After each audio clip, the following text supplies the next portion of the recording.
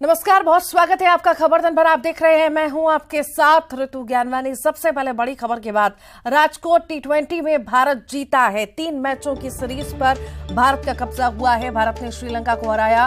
भारत ने श्रीलंका को 91 रनों से हराया है। सूर्य कुमार यादव ने शानदार शतक बनाया है। भारतीय गेंदबाजों का भी शानदार प्रदर्शन रहा। अर्शदीप ने 3, उमरान मलिक ने 2 विकेट लिए। चहल और पांड्या ने भी 2-2 विकेट झटके।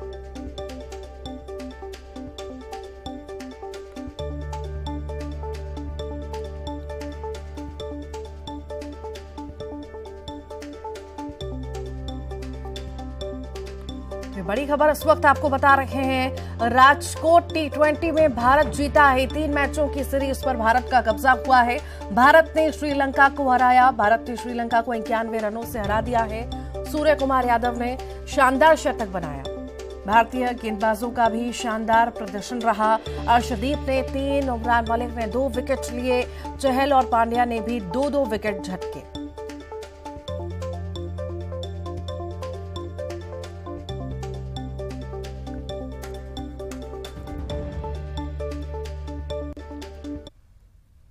इंदौर से बड़ी खबर की बात करेंगे। विदेश मंत्री एस जयशंकर पहुंचे छप्पन दुकान के मशहूर पाव भाजी खाई उन्होंने। हॉट डॉग और कोबरा पेटिस का लुत्फ उठाया। छप्पन दुकान के व्यंजनों के स्वाद की तारीफ की। लोगों ने विदेश मंत्री के साथ सेल्फी ली। करीब आधा घंटे मंत्री जयशंकर रुके।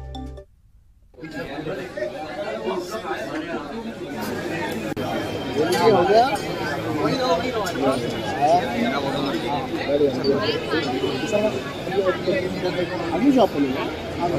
अभी आगे तक है।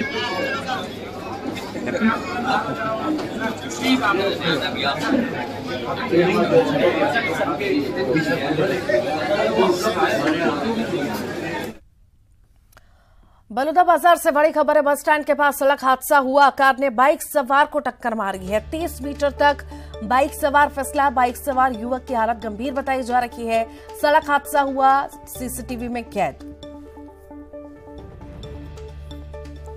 ये बलौदाबाजार की तस्वीरें इस वक्त आप देख रहे हैं। बस स्टैंड के पास सड़क हादसे की ये तस्वीरें हैं। कार ने बाइक सवार को टक्कर मार दी। बलौदाबाजार की तस्वीरें आप देख रहे हैं। सड़क हादसे की ये तस्वीरें बस स्टैंड के पास की है। कार ने बाइक सवार को टक्कर मार दी। 30 मीटर तक बाइक सवार फिसल गया। बाइक सवार युवक की हालत गंभीर बताई जा रही है।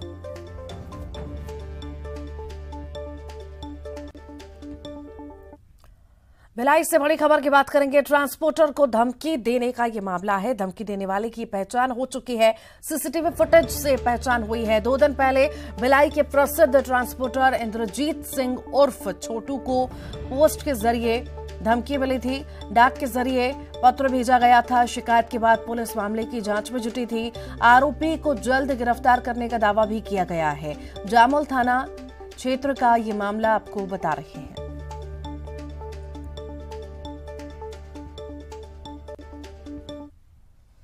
सारंगगढ़ से बड़ी खबर है। हत्या का आरोपी गिरफ्तार हुआ है। पुलिस के जवानों को आरोपी ने पिस्टल दिखाई थी।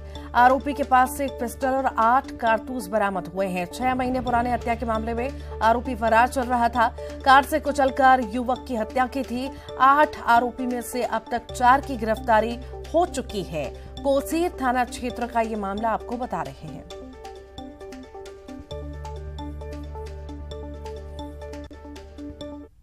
क्रमांक 132/2022 का, जिसमें 8 आरोपी थे, जिसमें एक मुख्य आरोपी ये था। ठीक है ना। नाई सैलून की दुकान में इनकी कोई पुरानी दुश्मनी थी किसी व्यक्ति से, तो उसने फिर इन लोगों को वैगनआर गाड़ी में बुलाया था और बोला था कि इसको आज कुचल के मार देंगे। फिर वैसे ही उन्होंने फिल्मी स्टाइल में उसको कुचल के मार दिया था। जिस पे घटना के बाद से तत्काल 2 लड़के पकड़े गए थे। एक लड़का और पकड़ा गया था जो गाड़ी को छुपाया था, और ये मुख्य आरोपी था जो गाड़ी चला रहा था, ये फरार था। हम काफ़ी दिन से इसको ट्रैक कर रहे थे। कभी जांजगीर तरफ चला जा रहा था, कभी भिलाईगढ़ तरफ इसका लोकेशन आ रहा था, कभी अपने घर पे ही आ रहा था। कल रात को इसको इसके घर से पकड़े हैं। सिगरौली से बड़ी खबर की बात करेंगे। महिला ने प्रेमी को चप्पलों से पीटा है। जी हां, समिति प्रबंधक है महिला का प्रेमी। महिला ने खरीदी केंद्रों पर जाकर पिटाई कर दी। लगभग 15 मिनट तक तमाशा चलता रहा। लंबे समय से प्रेम प्रसंग चल रहा था। शराब के नशे में समिति प्रबंधक ने दोस्तों को बताया।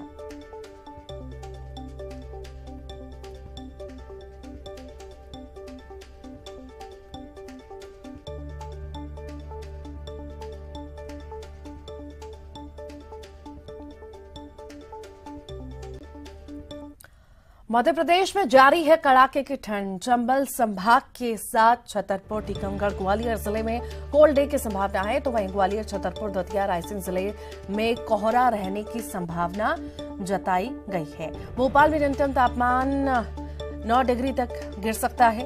बीते 24 घंटे का न्यूनतम पारा नौगांव में 0.5 डिग्री दर्ज हुआ है। दतिया, उमरिया, छतरपुर में तीव्र शीतलहर का असर। दमोह, सागर, जबलपुर, बालाघाट, सतना, उमरिया में शीतलहर चली है। दतिया, ग्वालियर, रीवा, छतरपुर, रायसेन, दमोह में घना कोहरा छाया रहा।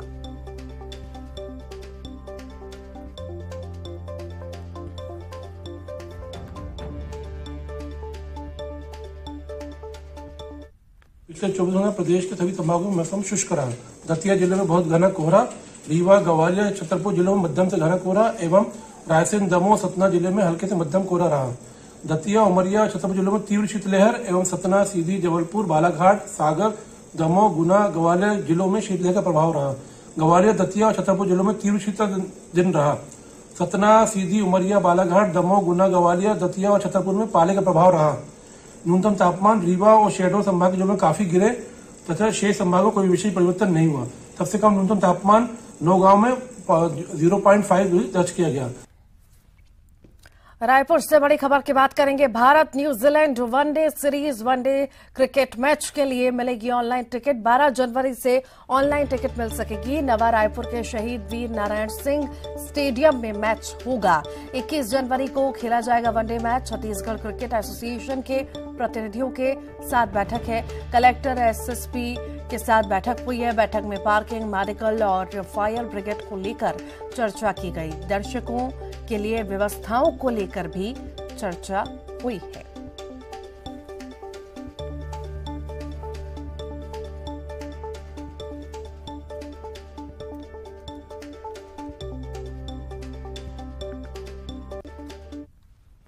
रायपुर से बड़ी खबर की बात करते हैं। कल से राजधानी में छत्तीसगढ़िया ओलंपिक का आयोजन होने जा रहा है। कल से राज्य स्तरीय आयोजन की शुरुआत होगी।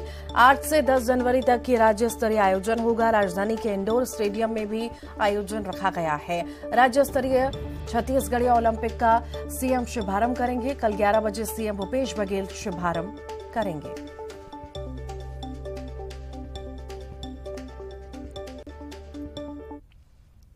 एमपी पुलिस के ई विवेचना ऐप को पुरस्कार मिलेगा। राष्ट्रीय डिजिटल इंडिया अवार्ड में प्रथम पुरस्कार ई विवेचना ऐप को मिला है। पहला पुरस्कार राष्ट्रपति द्रौपदी मुर्मू ने अवार्ड दिया है। एडीजी चंचल शेखर और उनकी टीम को अवार्ड मिला है। ई विवेचना ऐप के लिए डिजिटल इंडिया अवार्ड 2022 मिला है।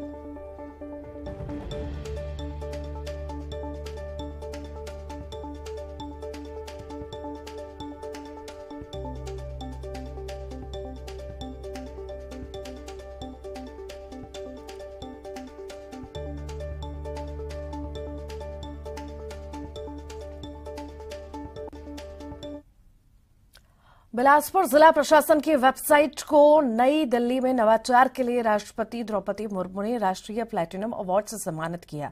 नई दिल्ली के विज्ञान भवन में आयोजित कार्यक्रम में बिलासपुर के कलेक्टर सौरभ कुमार ने अवार्ड राष्ट्रपति के हाथों से लिया। बिलासपुर जिला प्रशासन द्वारा किए गए नवाचार को राष्ट्रीय स्तर पर सराहना मिली है।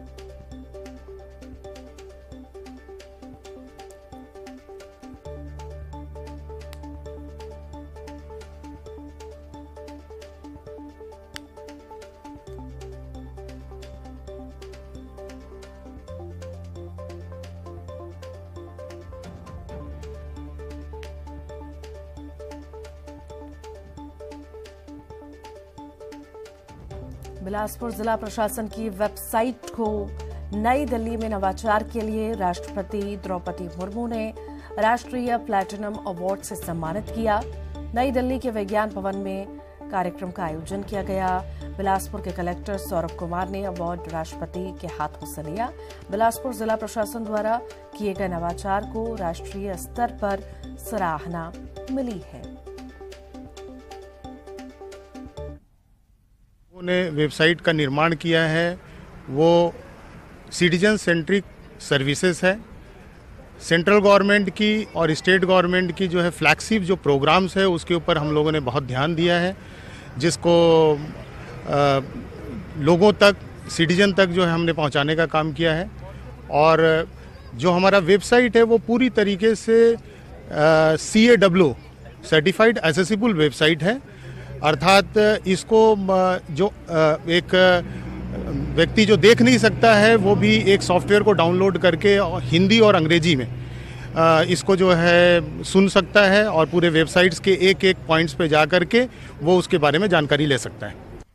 रायपुर से बड़ी खबर की बात करेंगे। सीएम भूपेश बघेल ने मुलाकात की। केंद्रीय गृह मंत्री अमित शाह से मुलाकात की। दोनों के बीच छत्तीसगढ़ के कई मुद्दों पर बातचीत हुई।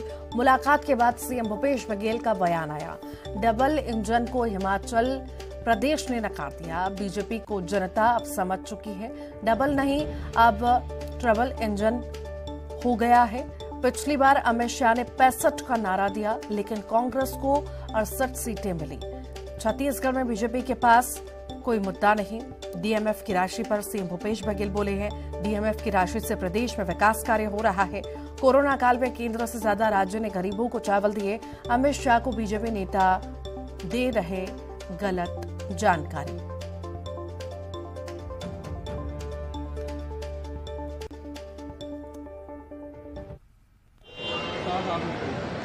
और उस समय मैंने कहा था वो अपने लिए नहीं करें, वो हमारे लिए करें।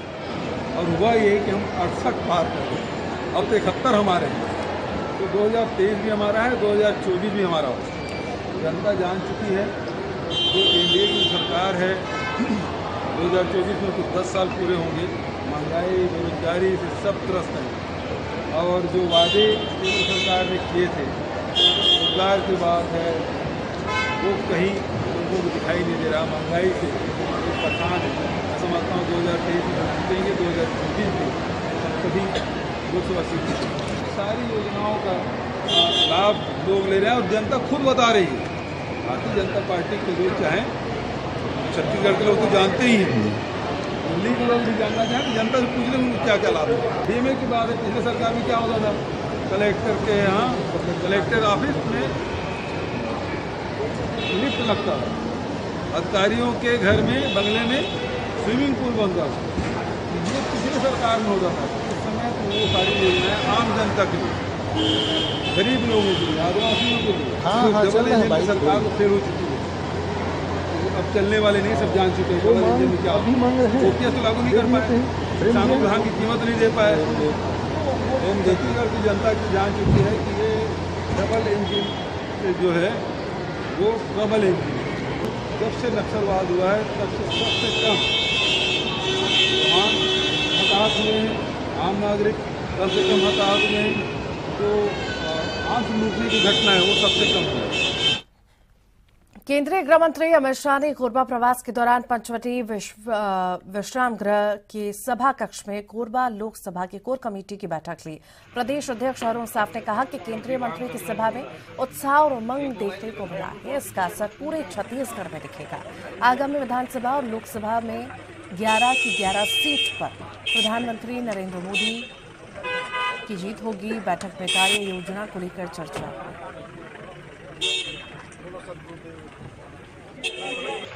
आज जो ऐतिहासिक सभा हुई है वो सारी बातों का जवाब देता है कि भारतीय जनता पार्टी का एक एक कार्यकर्ता पूरी ताकत से चुनाव के मैदान में जुट गया है। भारतीय जनता पार्टी का एक एक कार्यकर्ता उत्साह और ऊर्जा से लबरेज हुआ है, जो 2023 में कमल खिलाएगा। न केवल ये कोरबा लोकसभा के क्षेत्र में बल्कि पूरे छत्तीसगढ़ में इसका असर होने वाला है और निश्चित रूप से 2023 में छत्तीसगढ़ में कमल खिलेगा। 24 में हम 11 की 11 लोकसभा सीटें माननीय नरेंद्र मोदी जी की झोली में देने वाले हैं। केंद्रीय गृह मंत्री अमित शाह आज कोरबा पहुंचे और आमसभा को संबोधित किया। प्रदेश की कांग्रेस सरकार को बदलने के संकल्प के साथ उन्होंने अपना संबोधन शुरू किया। उन्होंने अपने संबोधन में कहा कि पहले सभी छत्तीसगढ़ को बीमारू राज्य कहते थे, लेकिन बीजेपी ने इसे बीमारू से विकसित राज्य बनाने की ओर अग्रसर किया। अमित शाह ने कांग्रेस पर निशाना साधा, सरकार से सवाल पूछा कि जनजातियों के लिए क्या किया। उन्होंने कहा कि बीजेपी ने आदिवासी बेटी द्रौपदी मुर्मू को राष्ट्रपति बनाया। उन्होंने कहा कि 2024 तक छत्तीसगढ़ को नक्सल मुक्त कर देंगे। डीएमएफ फंड को लेकर भी उन्होंने सवाल उठाए। उन्होंने कहा कि नरेंद्र मोदी को अगर 2024 में प्रधानमंत्री बनाना है तो छत्तीसगढ़ में 2023 में बीजेपी की सरकार बनाएं।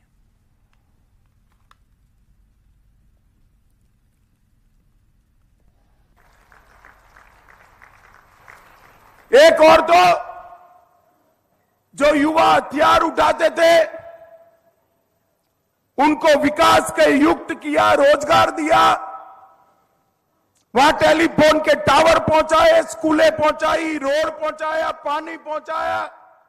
और दूसरी ओर जिनके हाथ में हथियार थे उनका सख्ती से मुकाबला कर उसको समाप्त करने का काम ये भारतीय जनता पार्टी की सरकार ने किया है। मित्रों, मैं आज आपको बताने आया हूं, हमने तो 15 साल तक ढेर सारे काम किए थे, मगर इस सरकार ने झूठ बोलना, बार बार बोलना और माइक में बोलना, ये सूत्र को अपना लिया है।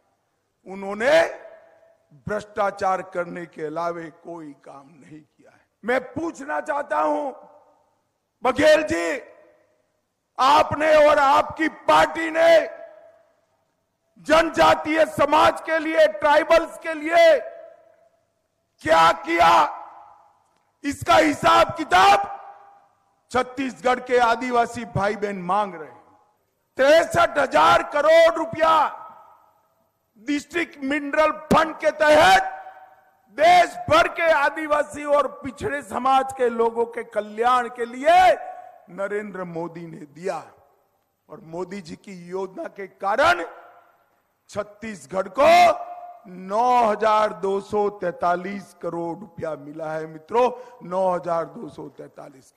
आज मैं यहां पूछने आया हूं कि विकास फंड का भूपेश बघेल जी आपने क्या किया? क्या किया? कुछ नहीं। ये 9,234 करोड़ रुपया कांग्रेस के भ्रष्टाचार की भेंट चढ़ गया। भाई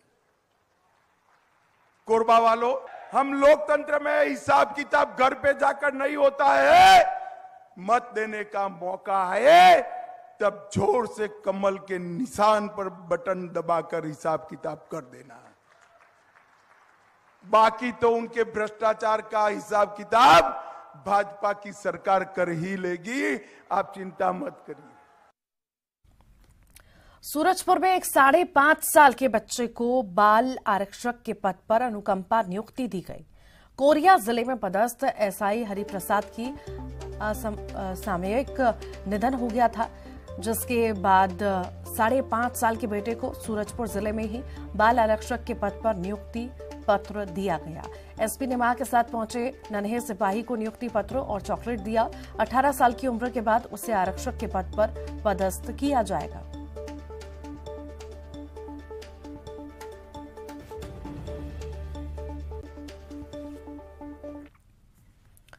कवर्धा में मामूली बात पर विवाद होने पर पति ने पत्नी को मौत के घाट उतार दिया। बताया जा रहा है कि चाय पीने को लेकर पति पत्नी के बीच विवाद हुआ। पति सुबह सोकर उठा और पत्नी ने चाय दी। पति ने चाय पीने से मना किया और इसी को लेकर विवाद में पत्नी की जान चली गई। पहले पत्नी को लात घूंसे से मारा, फिर कमरे से घसीटकर बाड़ी में ले गया। वहां पड़े पत्थर पर उसका सिर पटक कर हत्या कर दी।